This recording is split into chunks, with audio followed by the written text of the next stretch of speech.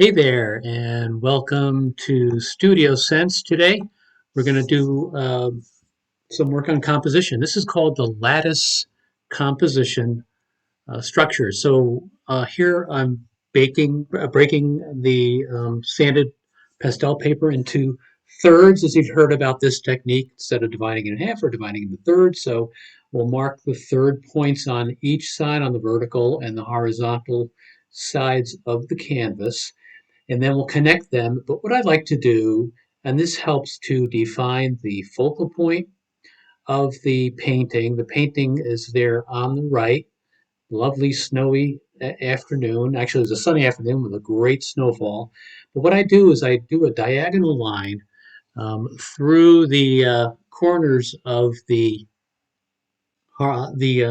landscape canvas here, and this will help me to define where I'm going to place the edges of the masses. If you look at this photograph, there's an interesting angle diagonal going from the upper right down to the lower left. Again, on the lower right side of it is the bright white snow, and the upper left portion of this landscape is a lot darker, dark shaded snow and dark wood. So the line that you see that I placed, the horizontal line up toward the top third, is that bridge that you see on the right.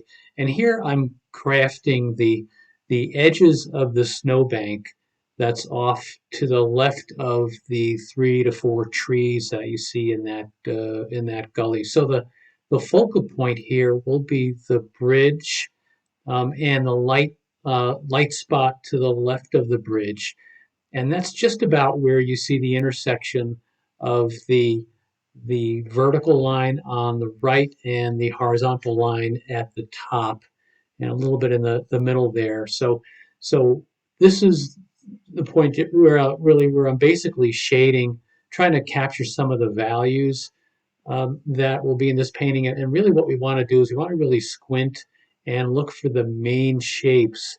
And here with this composition, I'm trying to pick the significant shapes, the dark background, certainly the dark right third of the background as I'm shading here now, is the darkest part of the tree line.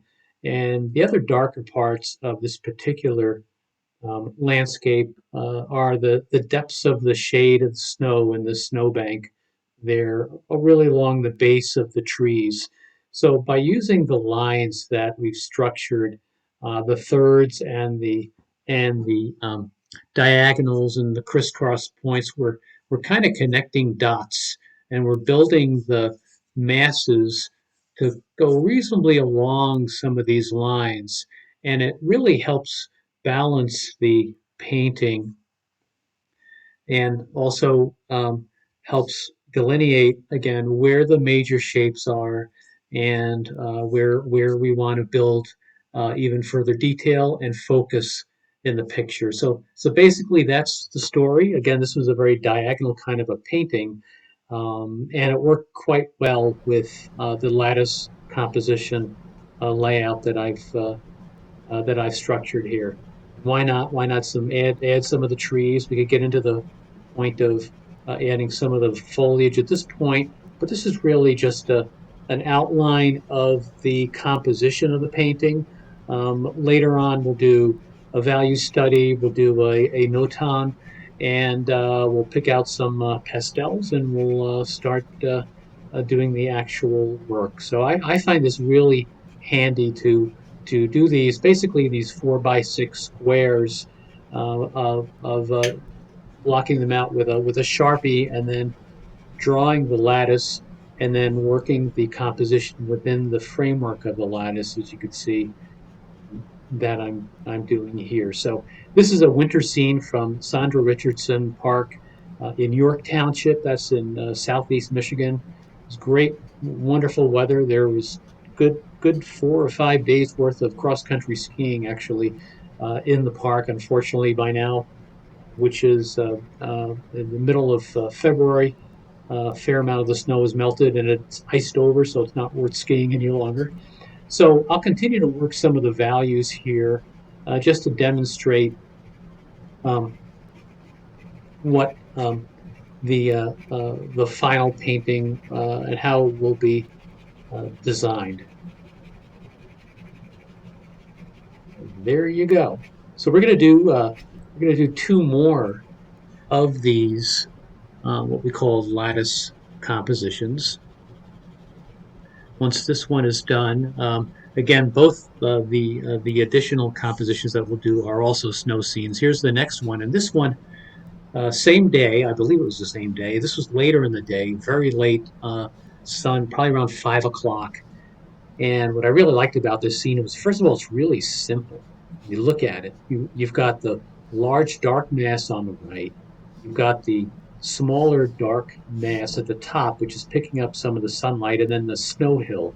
This was a hill where some kids were sledding a few days earlier, and the setting sun was just catching the certain portions of that hill, and you could see how the I really like in terms of the focal point here is really this upper, you'll see is the upper corner right there. That's going to be the focal point. That's the brightest part of the landscape.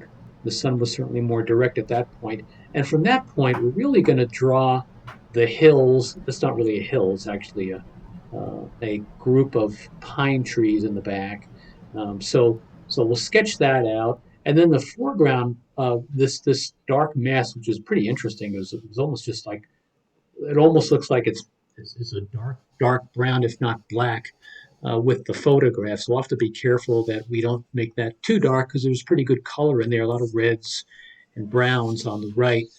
And then the hill itself, it'll be framed by the shade and the snow. You could see the line that I drew, which was very close to the diagonal line.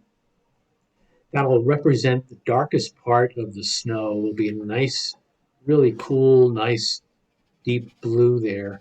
And then we'll carry that blue up a bit along that path toward that bright focal point.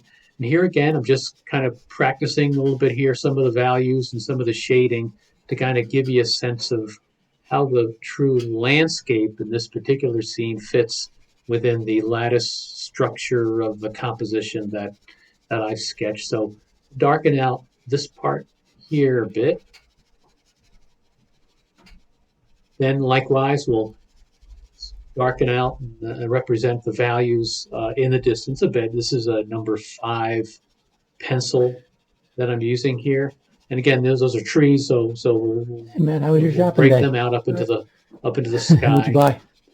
And then A few little things. From that point, the hill itself is kind of like half. It's almost half in sunlight and half in shade. So we'll play around with the values there. I like to represent some warm colors in the clumps of grasses that are up on that hill. So we'll pick up some of that. There's a fair amount of orange glow in here, orange and yellow glow in the foliage. Then for the dark shaded area, we're just going to kind of work a lot on the good old deep blue of the snow, and I think that'll be a lot of fun to paint. And I think you could bring in deep colors. It doesn't have to just be blue. It could be a deep blue green. You could pull in. Sometimes you'll see some purples in the snow, depending on the amount of the direction of the light and the intensity of the light. So again, the darkest values really are the mass on the right. Excuse me. The trees at the top of the hill. The top of the hill would be also the second brightest or highest value portion of the painting. Then we'll just take it from there. So we'll transport that onto a regular piece of pastel sandpaper and do an underpainting and start doing the work. So we'll do one more now today. This one is a painting that I've completed and that you'll see a video on this, and it's part of the subject of a class that I'll be teaching in April on luminosity. And this particular scene caught my attention because it was at the at the end of the ski trail here. There was a you can see the ski tracks sort of like in the middle of the picture, and it's almost like a whiteout. Actually, the name of the painting is Whiteout, and it was again like the same day, same park. There's the lattice structure, and as you can see, ideally the focal point is going to be here toward the left side, the left vertical um, line in the lattice sketch. So right about there, that's going to be the focal point. So you see where the masses come together. So the X marks the spot for the focal point, and you see where the masses come together. And again, these are just shrubs and trees, is really all we're looking at here. Trees on the right, they were pretty tall. On the left, they were more like shrubs. But there were some trees in there too, so we'll show variety there. There's the ski track. And I was careful not to place it right in the center, and I didn't want to curve it also. So in the final painting, you'll see I think I curved it a bit more than this drawing suggests. But again, look at the masses that you have. You have the large one on the right, and it kind of follows the diagonals roughly, the diagonal that's going up to the right and the diagonal that's going down to the right, and then and the mass on the left. And I brought that down not to the half point, roughly to the top third, maybe the top 45% of the horizontal plane, the left that left mass, by the way. Here is really just a matter of sketching, roughly sketching some of the snow shadows. They were pretty strong crossing this pathway, and there were some nice brighter areas, but nothing compared to the brilliance that I saw in this photo um, at the uh, at the end, really on the horizon where the focal point is. But this painting, the challenge about this painting is that a lot of it is snow, and there's relatively little or less foliage, but much less foliage because of the snow um, depth, the snow, the brightness, etc., the shadowy snow parts. So we really had to figure a way of balancing the composition a bit rather than to make too much snow. That was done by adding obviously some foliage and trees here on the right, a fair amount of trees on the right, and they had nice snow on top of them and stuff. It was really cool. And also with the shadows again, the long shadows, dark shadows of the snow that were pushing across at various angles across the landscape.